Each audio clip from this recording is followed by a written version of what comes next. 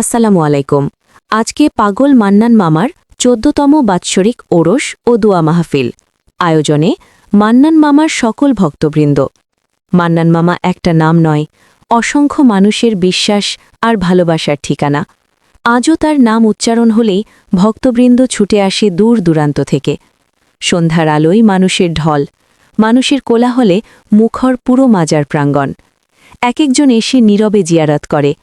ছোটবেলায় মান্নান মামার পিছনে কত যে দৌড়াইছি।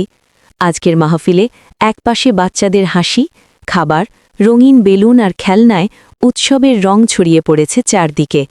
ছেলে মেয়ে, ছোট বড়, সবাই এখানে সমান। মান্নান মামা মানুষকে শিখিয়েছেন ভালোবাসা দিতে, মানুষকে মানুষ হিসেবে দেখতে।